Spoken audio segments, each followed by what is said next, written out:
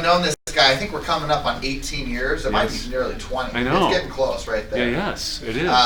But I don't know if you know this, but Christopher and Jim owned a company by the name, I don't know, some of you maybe back in the day would have done a deal with One-on-One Mortgage. And then when we were Realty Executives, we came together. That was shortly thereafter is when I sold my interest in Realty Executives. They stayed on, they had their challenges, and then Jim and Christopher went and really pushed Castle and Cook. And that's, I don't know if you know this, but Castle and Cook, strangely enough, the owner of Castle and Cook works like right near the company lives right near the company headquarters in California for Century 21 for us.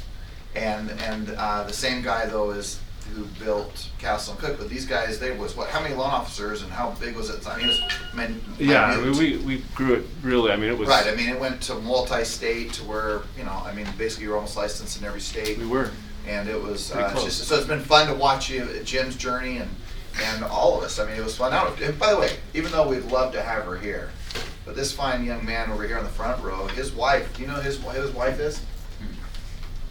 Jennifer, you know who his wife is? I know who she is, but her name is Laura. Lara. All right, I gotta be careful. It's like Carolyn or Caroline. Yeah, I've made that. Right? See, sensitive subjects. But if you didn't notice that, his wife was actually Realtor of the Year. So Laura Fiddler was Realtor of the Year for the Salt Lake Board of Realtors. So awesome. Look at that. So again, we saw her at the Spiro Little Luncheon a few days ago, but that's a huge accomplishment. That's decade. That's not about all the sales you've done. That's about like what you've given back to the community. So both these guys are doing it. And then Jim's wife is an appraiser for, I think I was asking, like 20-something years. 20 plus years. Yeah. 20 plus years. So these guys live, breathe, and I don't know if there's anybody else in here I'm missing. In Spiro. Anybody in Spiro in here? All right. Anyway. Well, thank you, So, George. yeah. Thank you. No, you're like a magnet, and I'm back, right? You're back. And I'm excited. Back. Yeah, Phil's back. Gluttons for punishment. And I'm glad to be with such a great group of people, really, including Phil and everyone we have down there. So, Jim Hogan, Inspiro Financial, and I'll just take one quick minute.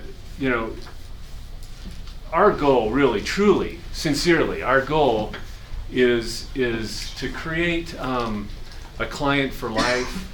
The raving fan. I mean, that really is what it's all about. If we can do that, if we can make you shine, we can make you look like a hero, then we're doing our job. And that's truly, I mean, that's what we're trying to do. And we're conveniently located downstairs, and we want to add value to your business. We want to be a resource. So, if we can help you with anything, we just got a Coke machine installed. Come down for a Coke. Okay? Yeah. It's not working yet. We got to get the plumber Tons back of out power. here. It's crazy. Yeah, it'll be working here. Come on down, but we'd love to help you. We can help you with anything. Questions, scenarios. Please don't. Yeah, go talk to those guys. And another thing I would just mention is that California can often be a different animal to this, but I'll tell you one thing I've appreciated is that I have yet to hear someone say, oh, no, I can go get a better rate somewhere else. And number two is the fee structure has been incredible. So it's been real cool to see what these guys have been able to do. That, and then backing up to the points you're saying, service, the raving fan.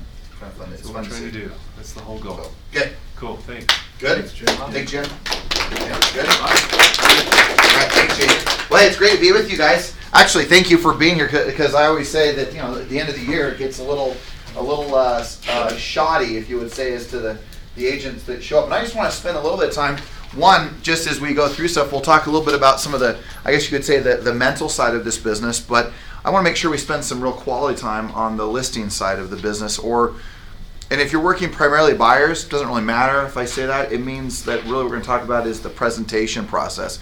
I would like it, if there's time, I would like to actually give my listing presentation, at least a portion of it, and I would like for you to be able to see it and then to be able to apply that however you're presenting. I've said this for years, that life is a series of presentations, right? So just remember, you're presenting every time. I mean, I was presenting to my 17-year-old of how he should live his life yesterday. I didn't do a very good job. I'm just telling you. He probably gave me a D. But I'm hoping that as you present, that it will be better after today than it would be later. And I'm reminded of another. This morning I drove my son to school, and we pull out of our neighborhood, and he's like, "Where are you going?" And I said, "Oh gosh, I'm sorry, just habit. This time of the day, I turn left instead of turning right." And I didn't say that part, and I just said, "Oh gosh, just out of habit, we'll just keep going. We'll go down this direction." And it made me think. I thought, how interesting is we get into these habits, right? We get into these rituals or of these disciplines that we call disciplines, and sometimes they're taking us, still even though that's the discipline that we've set in stone, it's actually not getting us where we want to go. So I just want you to think about that. So you may be doing things like, well, that's how I've always done it. That's who I am. That's what works for me. But in relationship to just our life, just ask yourself, is the habit, the ritual, or the discipline that you put in place really serving you to the best of your ability, whether it be personally, professionally, whether it be in the business, in your personal life, because we all have them. And some of them are serving us exceptionally well, and some of them aren't. So I think the biggest idea to any type of change, whether it be in business or personal, is some level of consciousness, some awareness to where you are. And I've said this for years, right? If you're reading the Scout Handbook, it says if you're lost, the very first thing it basically says in there, the first step. Does anybody know what it says? Remember what it says? If you're lost, what are you supposed to do? Stay put. Stop, and then what? Assess where you are. Yeah, find out. I don't know, but common sense. Yeah, figure out where you are. Right? Are you, in the word like Tony Robbins says, like, are you heading east looking for a sunset in the west? You're never going to see the sunset if you're heading that direction. It's just not going to happen. So sometimes there's a 180-degree turn of how we're approaching our business, and sometimes it's just a moderate little change. Now, I always think golf is a great example of that. I can shift something when I'm swinging a golf club. Phil, you can appreciate this. I remember when I first said, "Oh yeah, your grip is too wide, or it's too open." So what do? I close up the whole thing, and I start, what's called smothering the ball, and I keep pulling the ball all the way over to the left. And it's because I took my hand from this to this. And the thing is, it only needed to be from here to maybe about right there. And so just sometimes I just say small, minute change, right? Or we hear sometimes a few degrees, right, makes the difference of water boiling or not boiling. It's just, don't get so over the top that you think, oh my gosh, I got to change every piece of my life now after today. It's because it's not going to happen, except for Taylor. Obviously. Right? I mean, All right. So look. So I'm just going to do a little combination. Sometimes I'm talking more about this in January, but I think it's really important to recognize that there are so many moments as we move through our lives, right, that you have a chance to be able to reflect, and you have a chance to be able to look back. And if you were to take a step back and you say, okay, over the last 12 months, and in fact, Lindsay and I were talking about this, right, and just asking the question simply, what have I learned this year? If I actually had you each raise your hand and you reflected on that just a little bit, what have you learned, right? Now think about this. You've learned what not to do, right? The Thomas Edison statement, right? He figured out how to not make the light bulb about 10,000 times. And on about the 10,000th and one time, I figured it out. So part of our whole entire day in and day out activity is that we figure out what not to do. We learn what not to do, what not to say, what we shouldn't be doing, what we shouldn't be saying. But there's the other element of that when you say, what have you learned? That it really elevates what you're doing and elevates the life that you're living.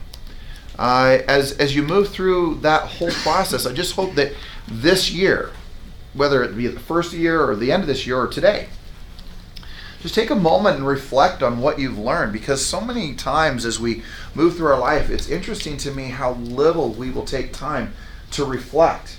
And guys, this. There's this kind of popular book. It's called Think.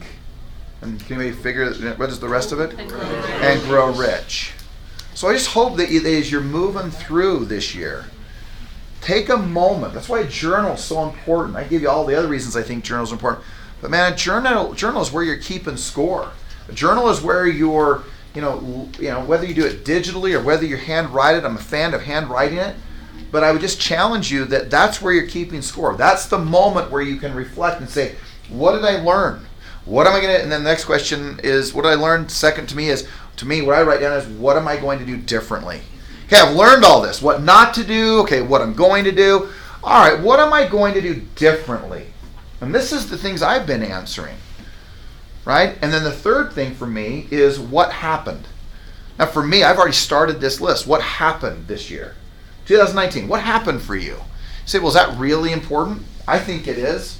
Because you will already, here I am at the end of the year, and I'll sit there and go, oh my gosh, this is such a tough year, such a brutal year, such a tough year. And then you know what I do, Jennifer? I go, oh my gosh.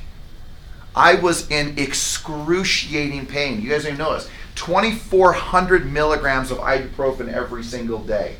I had so much pain that I could hardly walk without pain. I could not stand up without pain.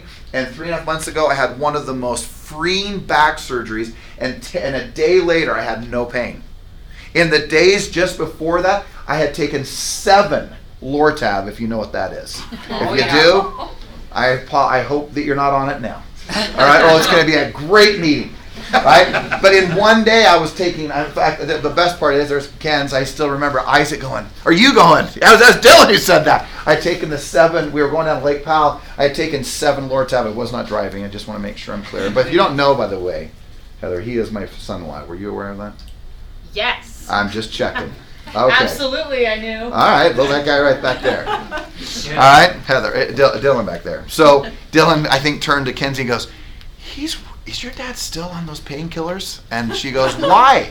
Because he's really nice. So I'm not sure, but the good news, I said no, but what they don't know is kind of a little white lie. I'd taken only 1 earlier in the day, so it's still kind of really calm. But I've actually figured out enough on painkillers that if I go on Percocet, you might as well just have given me a charge to like kill everything in my path. And like I get so angry on that one. In fact, I always put in my chart, do not give me Percocet. I get so mad at people. It's unbelievable. Like it quadruples already the brewing frustrations, Phil. So anyway. All right, so where was I going with that? Where were we even talking about that, Tim? You're paying You were druggy in 2019. Druggy 2000. Oh yeah, no, we're talking about 2019, the days before I went into surgery. But here I am thinking, oh man, this was so hard, this was so difficult, all these, and all of a sudden now I'm like, oh my gosh, I'm in hardly any pain. Yeah. But then I started reflecting, Jennifer, and I said, on January 24th, for 48 years, I had been looking, and for 12 years actively, looking for my birth mother. My gosh, I found her. And of course, you know, on December 23rd, she's flying in here, and I get to spend my first Christmas ever in my life with the mother who conceived me. And it is like, I'm like, okay, now, and it's so easy to so quickly focus on, oh man, look how bad this year was, look how rough it was, look how tough it was, look what didn't work, how it didn't. And I can go there so fast. That's why I think that question of just the simple question, what happened this year? Because I promise you, as much bad as has happened for you, there is a lot of good that has happened. Just the fact that you're alive is a blessing. It is a gift. That your heart beats is a gift. That you breathe without even having to get permission from someone to do so. I mean, just like there's these gifts that you have been given that I hope that you're reflecting and just saying, hey, what happened in my life? And there's been really challenging moments, right? I mean, there has been. In January of this year, same year, almost week, I talked to my birth mother for the first time. The same time, there is a moratorium of no home sales. Imagine, how many of you have a closing under contract in this room? Well, nearly more than half of you. Imagine that tomorrow they say, sorry, there's a 3 or 4 week moratorium, no loans or no homes are closing today. In January of this year in California, with all the fires, then the floods, no one would insure the properties, no closings. Wow. Instantly, 3-4 weeks. Now, I don't know if you know, but that actually is a problem for most people, at least for me, right? And so I just, as I'm saying that, I just hope that you did really reflect on what's happened, right?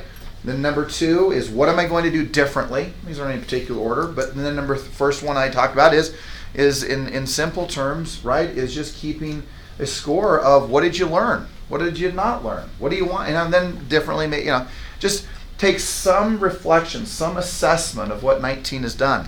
Because to your point, right, you got a new decade, you got a new year, you got some great things ahead, and there's a daily message that will come out, and this is the mental side I want to talk about. We're going to get into some skill sets. Where's my clock? 7, okay? Just take the next few minutes. There's a daily message I think will come out tomorrow or the next day, but the whole message is really about perspective. So some of you I see write notes, so write this down. Because this, I'm not going to ask you by show of hands. Some of you are having an extraordinary year. Some of you are not. Some of you are in here going, oh my gosh, is this going to work or not work? Some of you are tight on finances. Some of you are flush with finances. Doesn't really matter. I love the statement, by the way, of Jim Rohn. Everything over time gets off track.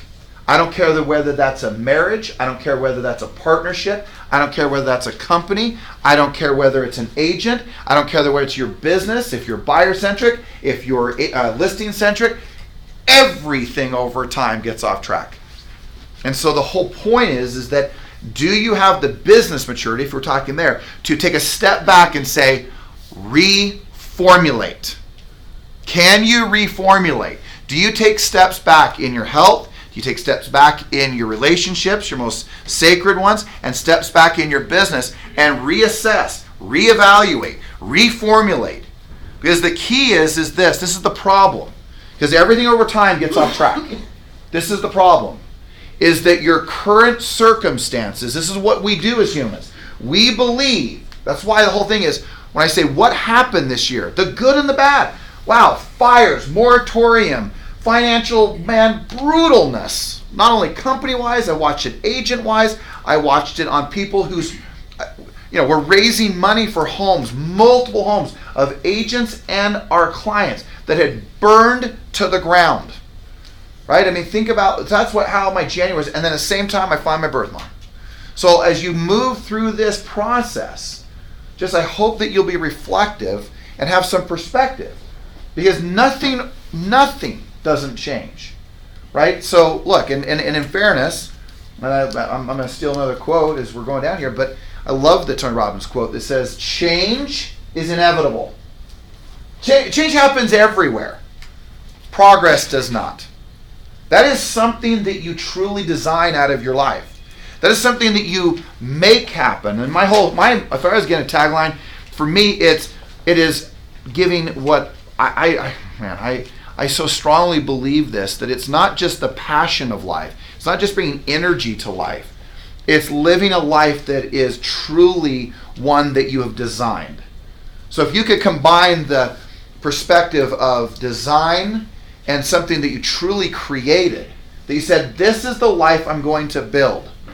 So basically a life of purpose aligned with your passion. Holy cow, it's amazing what people are able to do. Think about this. Clear purpose. This is the purpose of what drives me every day. And then you bring the passion, which seems to be the natural byproduct of a purposeful life. Passion's easy when you feel purposeful. You aren't waking up going, oh gosh, I'm really tired today. I haven't thought about that all day, but it dawned on me. I got 3 hours and 50 minutes of sleep the last night. Haven't even thought about it. And the reason is because if you're living a life that is purposeful, the passion becomes the very direct result of everything that happens for you. And I think you'll have it every minute of every day, of every second. If you're not, wielding life every minute of that moment, well, that would be great. That's probably not normal. But I do know that when you feel empty, and you feel, if I was going to say, hey, what have I learned? When you feel empty and you feel no energy and you feel no commitment and you feel no creativity, I can promise you it almost always has to do with the fact that you're feeling purposeless. That what you're doing doesn't matter. And I've told story after story that, man, if you forget that you matter, whether it be to your family, whether it be to this business, whether it be to your clients, whether that you matter to even yourself, you lose that, that's when people start going down the path. The real treacherous path, right? Suicide, destruction, losing everything in life because all of a sudden they lose purpose. But when purpose and passion are aligned, man, you can do anything. There is almost nothing you can't do. Okay? So just go back to that, right? everything over time gets off track, the good and the bad. It's not a criticism. It's the reality. Some of you have some of the most beautiful moments of your life, but you're going to get off track as a parent. You're going to get off track with your spouse or your partner. You're going to get off track with your business. You're going to get off track with your health. And then there comes those moments of resolve. But more importantly, these are the statements that have carried me through. And they are ones that nearly 25 years ago, when I started saying them to myself, and they became a mantra because I started saying, oh my gosh, is this going to last forever?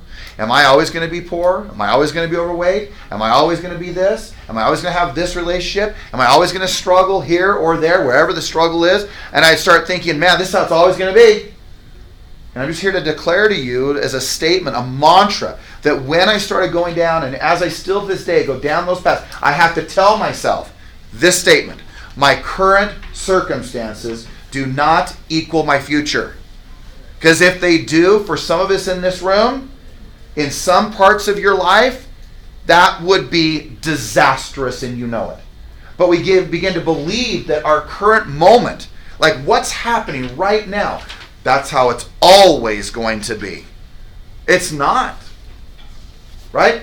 If you create a life, all right, we're too loud. We're getting really too loud. Closing the door on us. All right. They're not interested. Okay. All right. So a place of purpose and passion.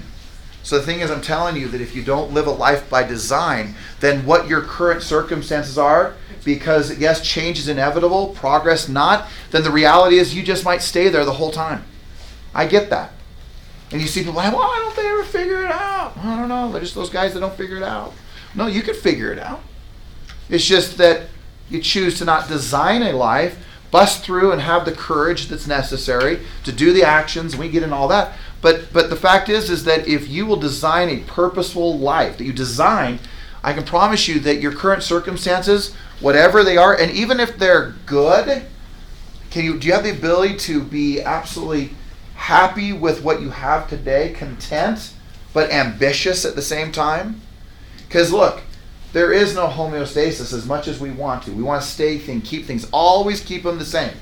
They're never going to stay the same. They're either going up or they're going down. So the only way you rise is by design. The only way you rise to the top is that you truly get clear on the path, the outcome, the plan, the goals, the dream, the purpose, whatever you want to call it, as you move through that process together. And together, because you know what? You're going to need people to help you. So your current circumstances. But here's the other key one. I don't know if you're me, like me, but I know this. I have never been that guy who cannot say, they'll say things like this, and if you're that guy, please don't be offended, or gal.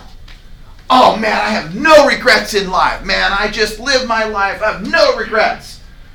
Okay, when I broke the kid's jaw in 8th grade, and because I was so pissed off because he tripped me, just for the record, if I saw him, I don't remember his name, I kind of regret that. That wasn't necessary. So I sit there and I think to myself, how can you not have any regret? And all the regret is guilt. And all guilt is saying, hey man, you're living below your standard. Guilt's one of the most beautiful, it's one of the best things on earth. Now, you may say, well, how is that possible, man? I'm always feeling bad. Well, maybe that's because you're always living below your standard. You have a standard. You know what you want your life to be. Now, in fairness, within the rules, and we're going to go into a whole agenda here on this, but I would just, there's the people who just always, no matter how good things get, they're always going to somehow condemn themselves and feel guilty. And life isn't just they were not perfect in every angle of their life. Therefore, they must feel guilt. But if you're in some reasonable form of reasonable rules, we can call rules, we can call them commandments, we can call them, guidelines, you can call them whatever you want to call them. But if you're breaking your rules all the time that are your rules, not rules someone told you they had to be, rules that you said, oh, I heard that. Okay, some church guy, some religious guy said, okay, I believe that too. Not just what you've been told, what you believe. And I can just promise you, if you're living below that, you're going to always feel guilty. You're going to always feel the moments of regret. Well, I don't like going around. I don't think I've done this, Phil, punched anyone in the face because they didn't prospect. And so the good news is I've kind of figured that one out. And since 8th grade, I have never struck, if you would say, anyone. I guess except Isaac. I'm just kidding. No, that doesn't count. He's as big as me. I have to defend myself, Tim. That's how it is today, right? And because I threw him to the ground playing basketball last week. Was that Saturday? Saturday, and he didn't know what it meant to play basketball with me. You know, old man rules against your 17-year-old son, right? But my point is that you have those rules, right? Those guidelines, those commandments, whatever you want to call them. And when you're living below them, you're going to always feel these moments of regret. But they've got to be careful, because here's the problem. So I said our current circumstances don't equal our future, right? Our present moment doesn't equal our future. But more importantly, what I want you to think about, because I don't know if you're like me, we can really oftentimes beat ourselves up and say things like, oh man, I just wish I would have done blank. Or if I only would have said blank. Or man, I really screwed up that blank. Or I wish I would have kept that relationship. Or I wish I would have done that business. Or why wasn't I prospecting when I should have? And I shouldn't be in this position. Well, you can get after yourself. I know you can. I mean, we all can. But I hope that you'll take a step back and this is a statement that for me, for so many years, over 2 decades, has been my saving grace. Go, oh, wait a second. My past does not equal my future. And today, 20 years later, in the first 5 years of my career, I had to come up with a better message, which is like things like, am I ever going to make it? Oh, wait, hold on a second. My current circumstances does not equal my future. Okay, I have no business. Okay, that's not my future. Right? Or, man, I didn't do what I was supposed to do here and I screwed up there. Oh, man, my past, that's totally my future too. And so I'm just trying to tell you that if there's anything I can encourage you to do as you move through 2020, liberate yourself. Be free. You know, we can talk about the goals, the plan, the schedule, getting real clear on the purposes, the what, the why, and we'll get, if we had more time together, and we would do that. But I think that if you'll really take a step back and say, okay, hold on a second here. You know, what have I learned? The good and the bad. Okay, what am I doing differently now? Now that I've got what I've got, what am I going to do different? Okay, I didn't prospect. All right, well, that's not my future. I didn't do as many deals. I didn't earn as much money. I didn't spend as much time with that loved one. And I get it. But what is it going to be? How is it going to be different? Because if you don't declare a difference by design, because again, change is inevitable, progress not. So if you don't design it, then how are you going to get what you want? Right? And I guess would challenge you to not always take on. I watch so many people as well. They often listen to people who are always. It's this statement. There's people who go to things and attend things and associate with things where they become really dependent upon. And that could be anything. It could be a person. It could be a conference. It could be a retreat. It could be a church. It could be, and we become massively dependent. You say, was that a bad thing? I don't know. One of the greatest things that we have is we have our agency, right? We have the ability we're free to choose. What would happen if you were independent and maybe you chose, in so many words, the right paths, whatever those are. I've never wanted to have a group of sheep around me that are going, bah, okay, well, what do we do? Where do we go? Over there. Oh, here we go, over here. I want people who are in my boardroom go, I think you're stupid. I'm not doing that. No. Right? I'm not expecting everybody to say yes. I liked the roll of the eyes on Gretchen yesterday. I said, you rolled your eyes. I go, what's the deal? And I want to see the eye roll. I want to see people have some level of independence. All right, noted the level, Heather. I didn't say entirely. I'm just kidding. Right? But I mean, but it's what I want for my kids. It's what you want for your own children. You want them to always be dependent upon you? Look, people who want people to be dependent upon them are focused on control and power. People who drive a life for you to be dependent upon them every minute of every day, every minute of every day, or for everything that they do, are consumed with that. And so I just would challenge you that your whole objective here is to become independent, to think for yourself, to act for yourself, to be able to choose things that rise above. Here's the question of the year for me, by the way. Here is the question. I've been saying this. I think I said this to you even, Kenzie and Dylan. If there were, tell me if I'm wrong. I thought I said this. If there were no rules, if no one came to Austin or to Dan and said, hey, in your life, this is what you need to do. These are the rules you're going to follow. These are the commandments you're going to follow. These are the guidelines you're supposed to follow. If no one ever told you anything, how would you live your life? What would be your rules? How would you treat people? Right? Do we need, like in the good book where it says love one another? Do you need someone to tell you that? Or would you just do that because that's your rule? That it becomes your rule? That instead of a regurgitation or a presentation, it becomes part of your heart, your soul, because you choose to do things in your life that are by choice, not because someone else told you. Yeah, you can say, well, someone advised me, someone counseled me, someone commanded me, whatever. The question I go back to still is independence.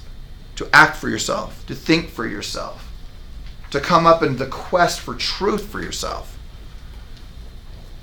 You know, when people get in this debate, well, truth for you is not truth for another.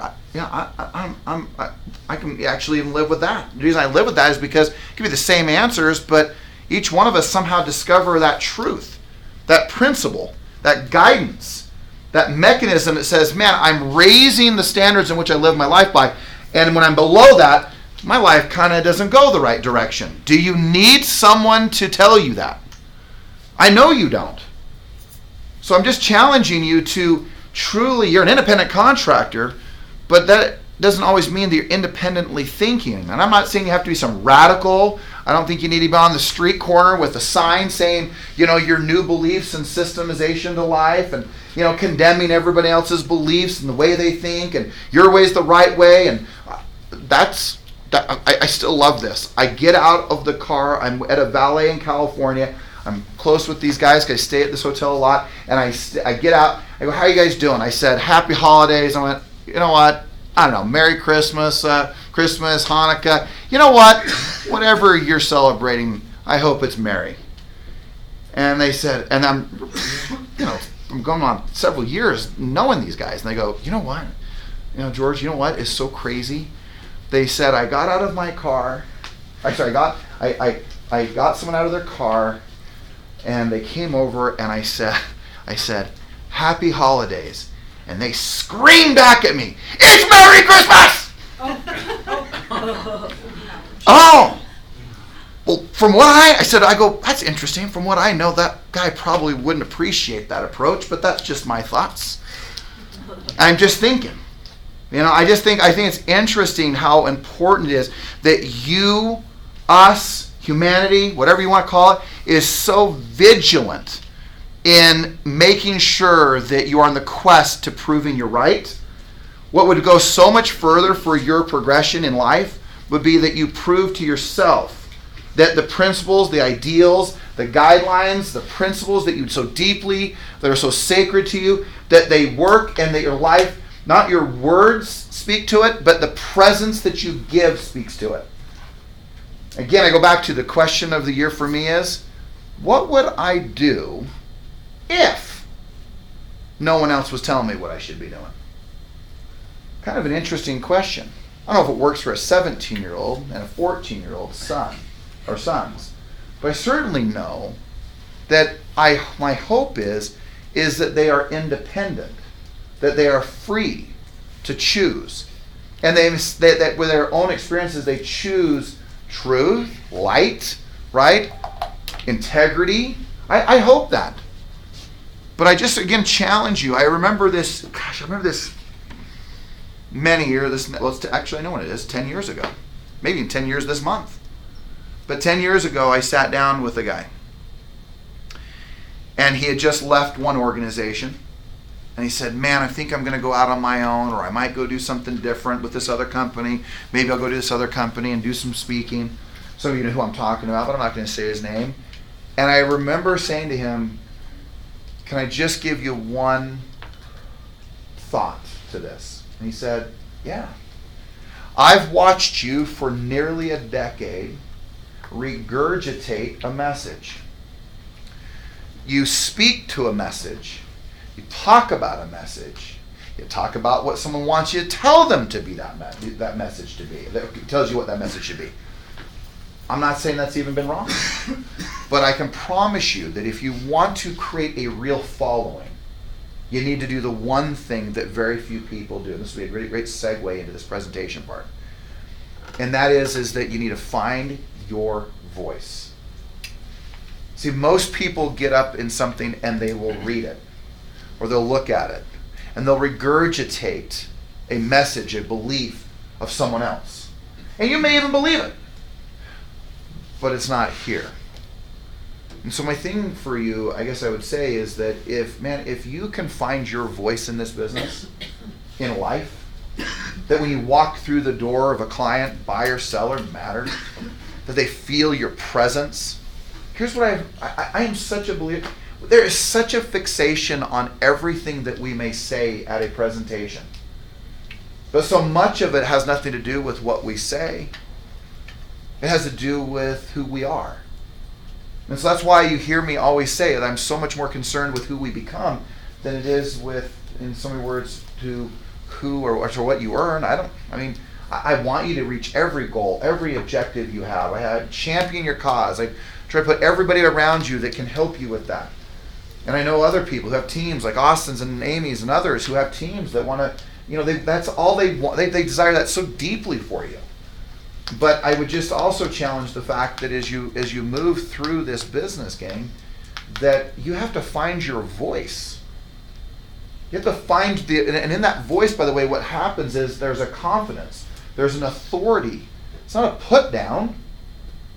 And actually, I often find that voice initially starts off with, "Don't tell me what to do." So really defiant. And then it seems like it's because it's been all the way over here. I've been doing what everyone's trying to tell me to do. And I've been doing everything you've been telling me to do. And so they're way over here.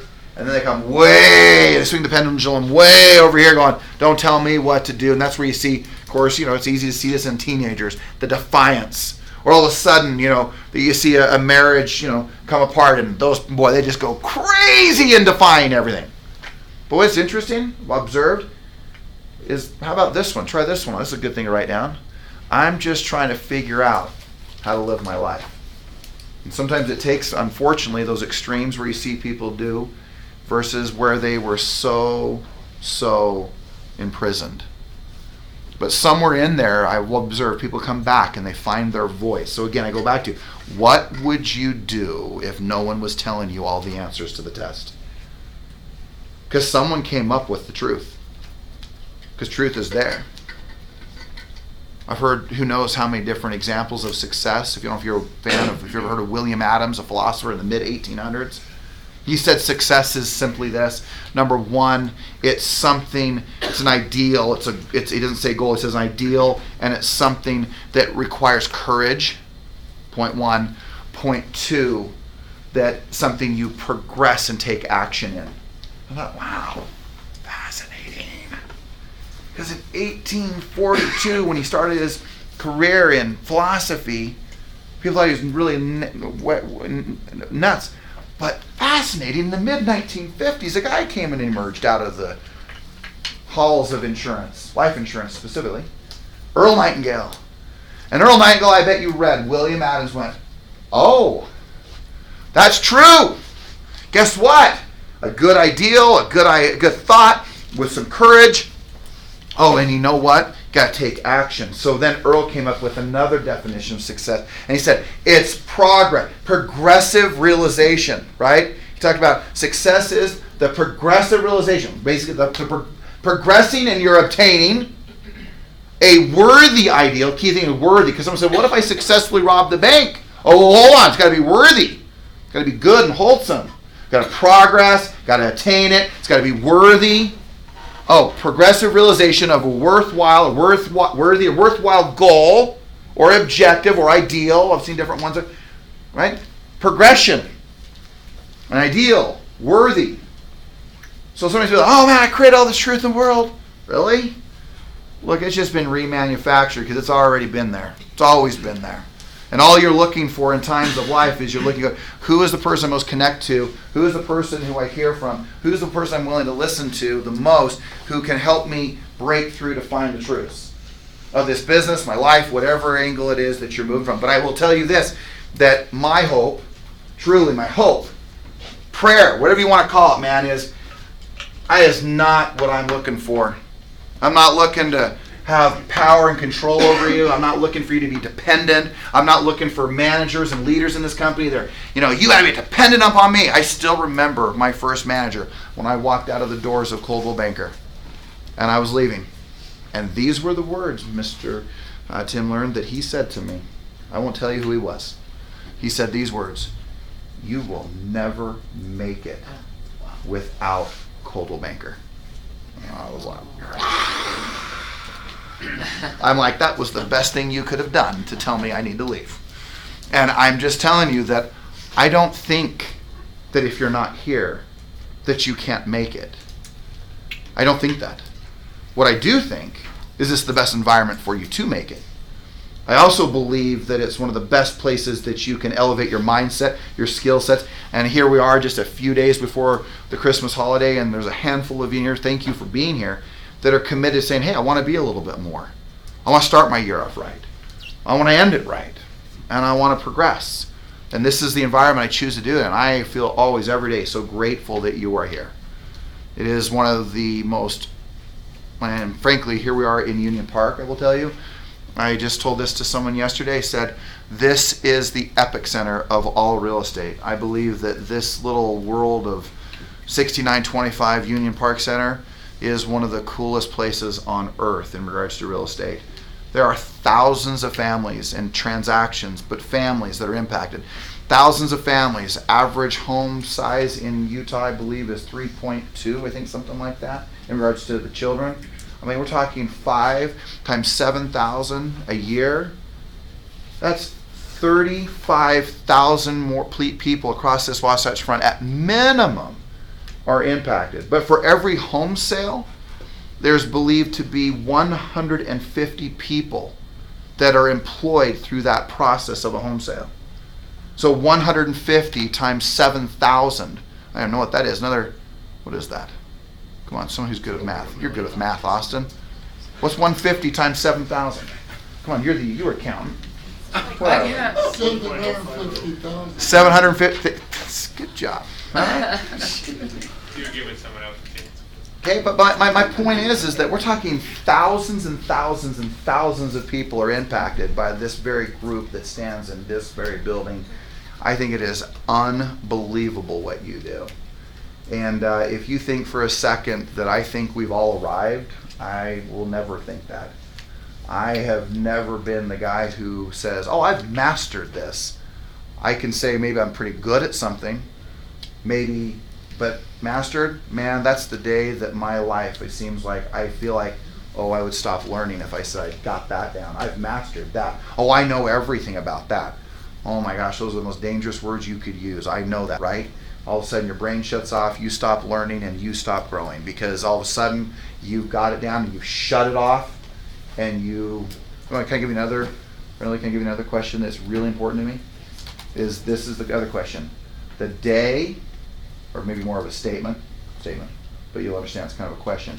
The day I decided, and I also say the day I was okay with. So day I decided, day I was okay with, to ask any question because I was okay with any answer was a day of liberation. That's the day I became free. I don't know. People say, oh my gosh, how could you ask that? I don't know, do I believe in God or not? Oh my gosh, well wait, my mom said God is alive. Oh, do I believe that?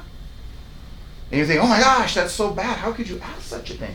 Because I got to be where I feel like in my life where I'm okay asking any question because I'm okay with any answer. Something to think about, right? Ask yourself maybe, why do you resist listings? Why do you resist buyers? Why do you resist this source? Why do you resist that source? Why do you not prospect? Why do you sometimes prospect? I mean, all of those things are just questions. And all of a sudden you start asking great questions. If you're really honest because you're not afraid of the answer, all of a sudden you'll really find out who you are. You'll find out what you believe. Because let me tell you something. You don't know your voice, and when you show up, and you know that.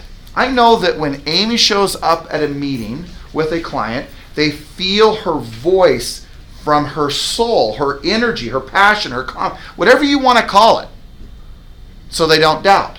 And it wouldn't matter if she said any of the opening lines. When do you plan on moving? Do you have any plans on moving soon in the near future? Have you considered moving? Have you thought about moving? I know it doesn't matter, because who you are is far more important than whatever words you will ever use. I'm not against scripts and dialogues. You know I am a deep believer in them. But do not get so caught up in thinking that that is the most important. Now, will the words, so you have confidence to say them and know what to say? No question. Now, that's why Austin with his team, they practice different scripts, different questions that should be asked, different ways to help a particular client. Of course! But in the end, have I offended anybody yet? Maybe this one might. If you're a jackass, scripts don't fix that. Just for the record.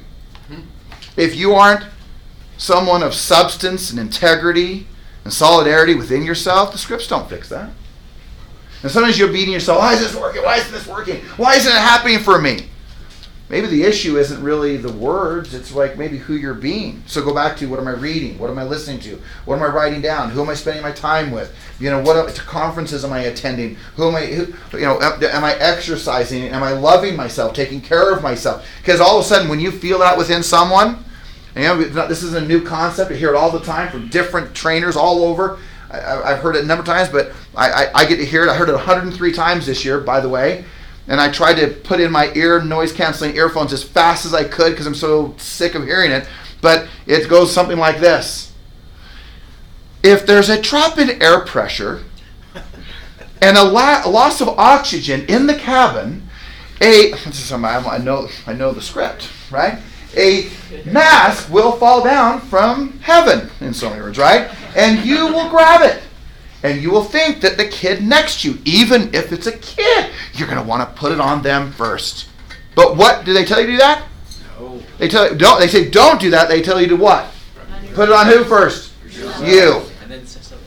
And then assist others, right, man? So that's my point. Okay, I'm just telling you that look, so much of what we do is that if we can become more, you're going to do more. And whatever dialogue, script, words, messaging that you say, man, this works for me, that's great, but I will tell you that what's more important is who are you becoming? And the becoming, the being, right? And let's work, oh my gosh. All right.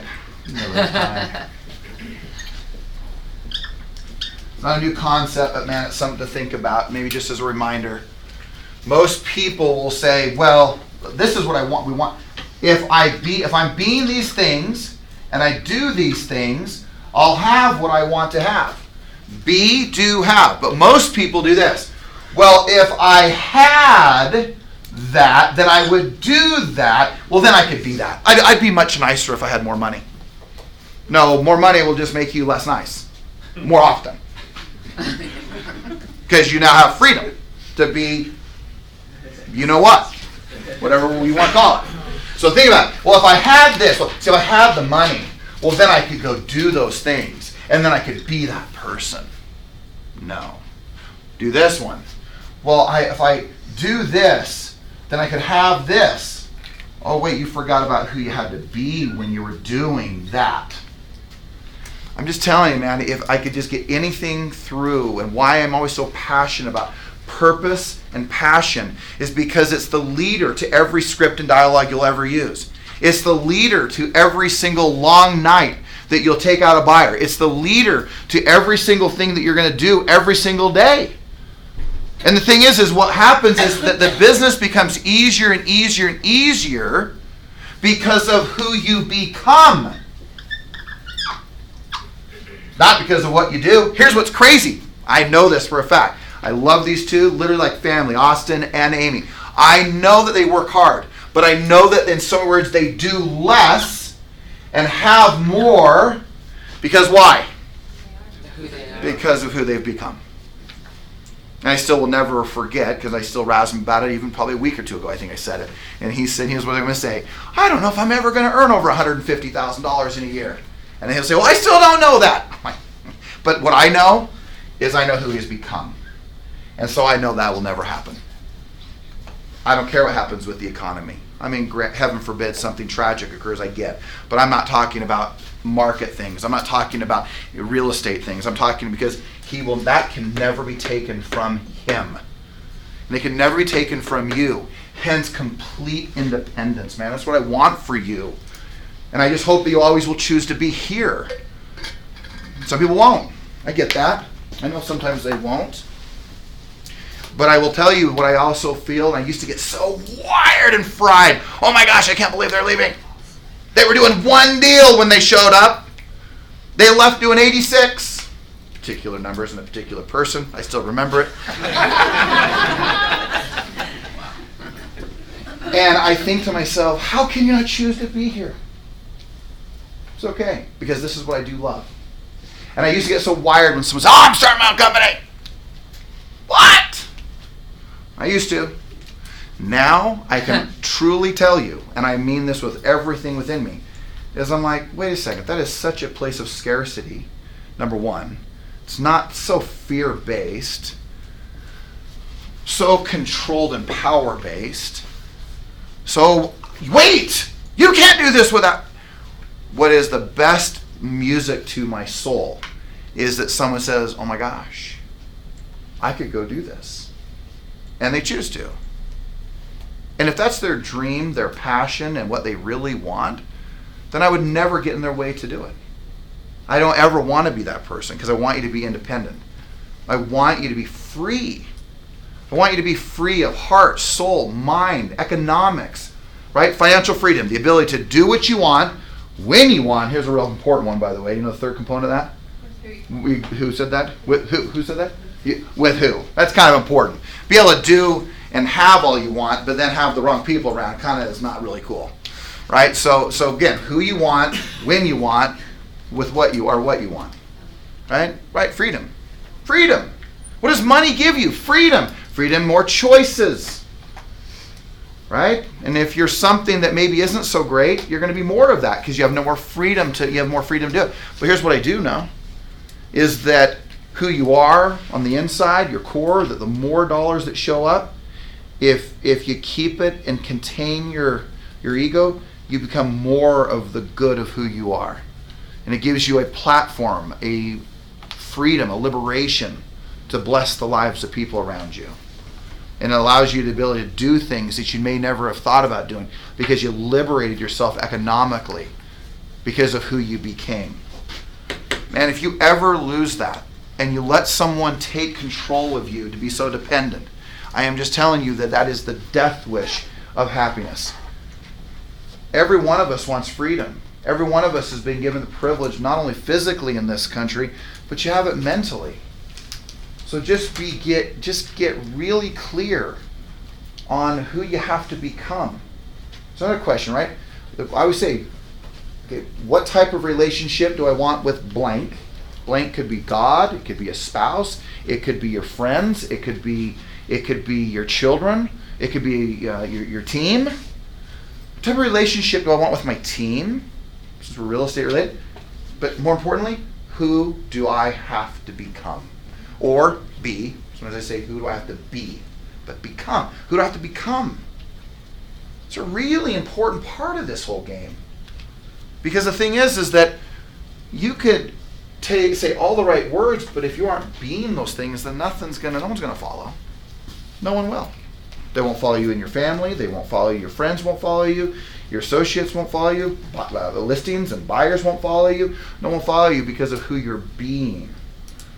Don't underestimate the magnitude of what you spend your time doing, what you participate in, what you listen to, what you watch, right? What you read, right? Do you exercise? Who's coaching you? Who's counseling you? Who's mentoring you?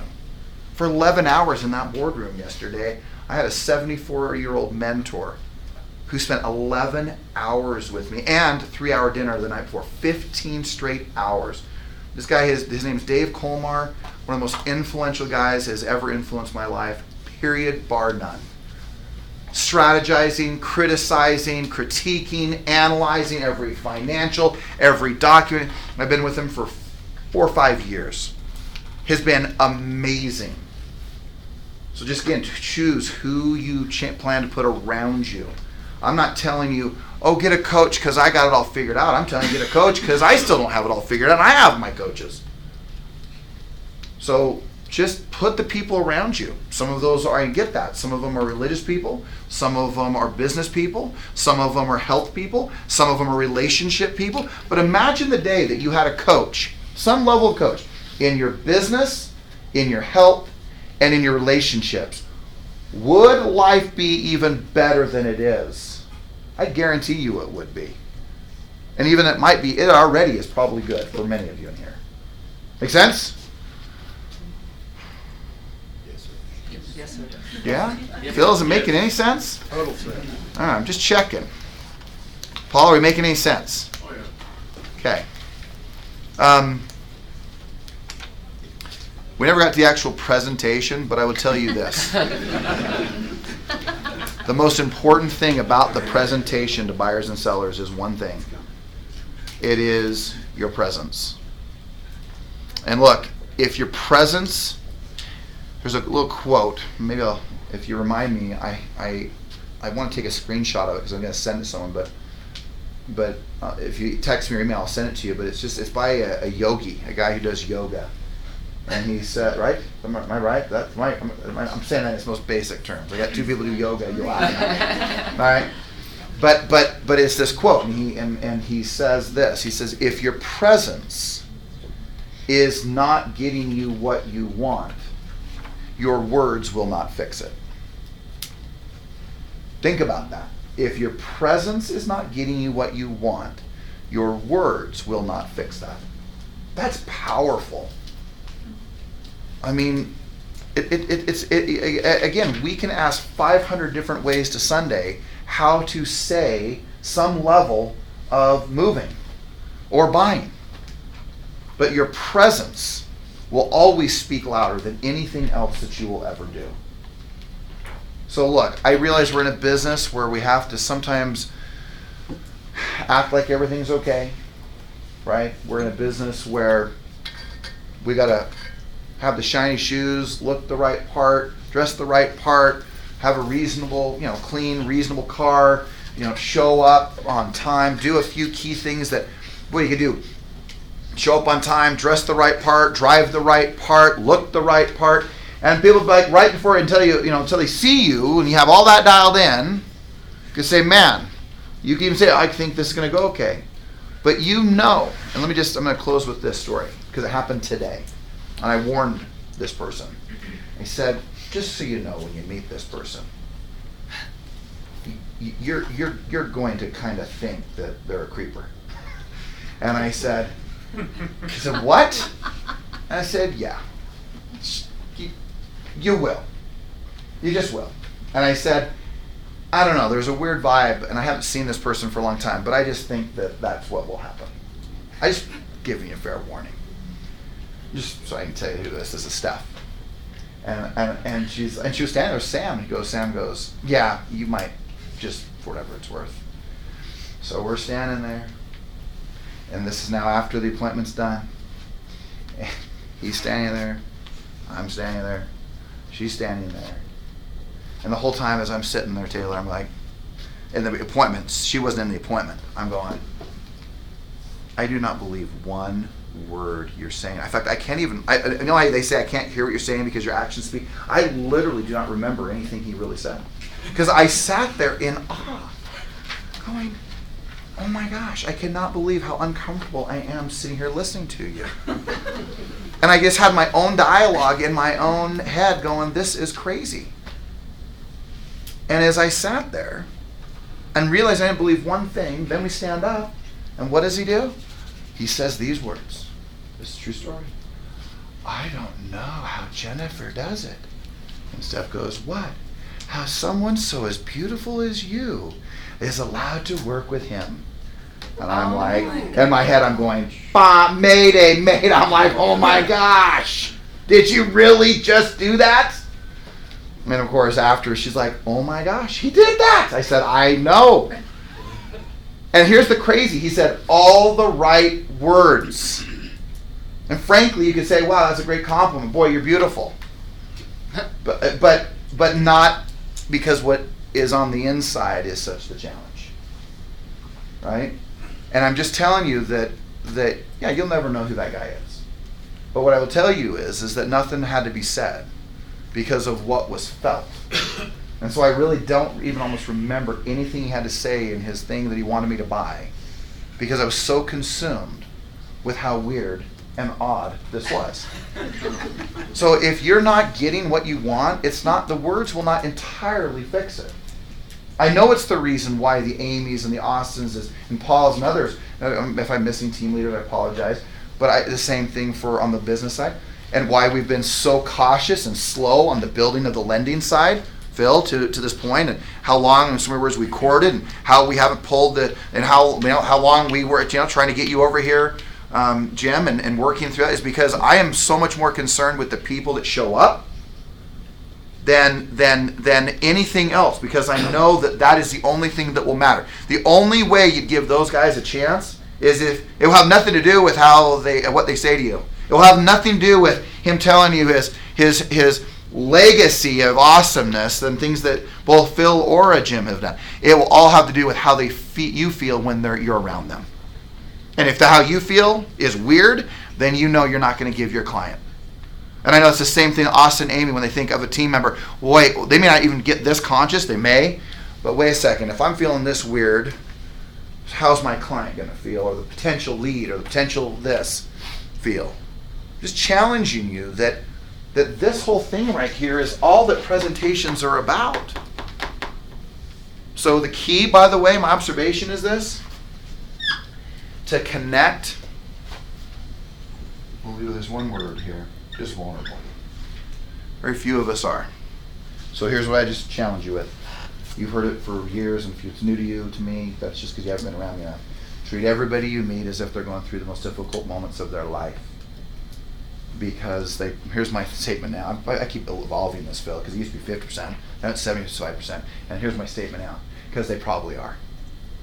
Just remember that. Treat everybody you meet as if they're going through the most difficult moments of their life, because they probably are. I know in this very room, right this second, if you looked around, only because I get I guess you'd say the privilege, the blessing of knowing many of your stories, I know legitimately, firsthand, some of you are going through some of those difficult moments of your life. So I just would challenge you that if you're going to realize that, then all that matters is who you're being, how vulnerable you are, how you connect. And here's the thing, once you do that, you can say whatever script you want.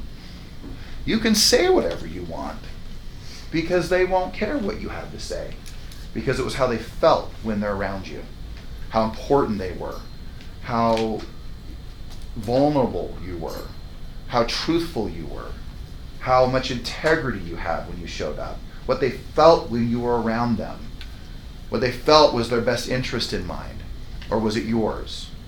Did they feel your fear or your commitment to helping them? Your fear of, well, what if you don't let me help you, versus, I know I'm going to help you, so let's get started.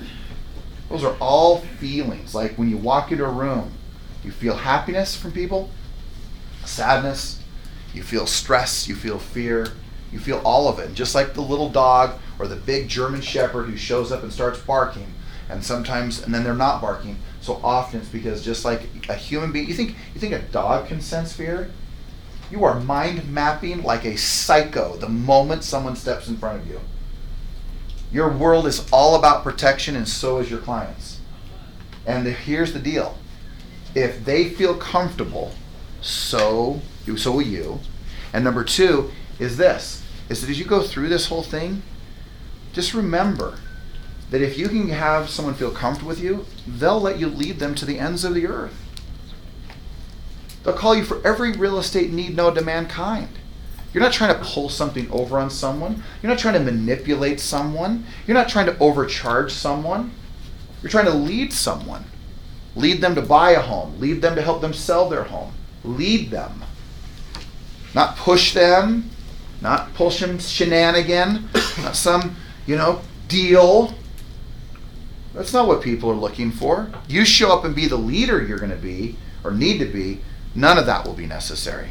I guarantee you, the Austins and the Amys and others in this room, the questions out of their client's mouth aren't, well, how much are you going to charge me? I would bet you it's not even a conversation. And I used to say that years ago, and I remember I had an assistant who went on a point with me. I said, no one ever really asks me what I charge. No, I really don't. We sat through the whole meeting. Diane Owen, by the way, listed the home, walked out. They didn't even ask you.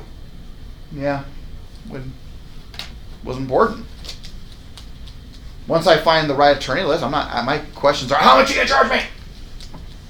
Right? I'm committed to the attorney because I know what they're gonna do for me, the value that I know they're gonna bring. It's just, I'm telling you, the most important part of presenting is your presence, your authority, and who you've become. And if your presence isn't getting it done, the words will not fix all of it. So get committed like never before to becoming the person you know that can generate the business, the leads, the authority, the confidence, the leadership, and see what can happen. I hope you guys have an incredible holiday. From Hanukkah to Merry Christmas, whatever. Or is it Kwanzaa? Is that right? Yeah. What do we got going? We go with, I don't know. Am I missing any of them? Festivus, right? Right? I just, look, I want you to be happy. I want you to have a great holiday. I know sometimes they can have some stresses along with them, but have a great holiday and just know how loved you are and appreciated, and let's rock and roll. Hey guys, thanks for being here.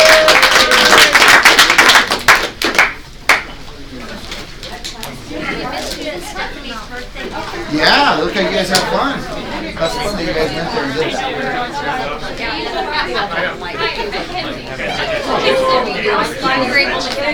Hey, Merry Christmas. Thank you, by the way, for that. Brought that home yesterday. Oh, I know. I love it. I do. It's fun. Great. Pardon? Oh, she did? On where? What are they doing? Like a reception where they just clean it up? Yep, absolutely, man.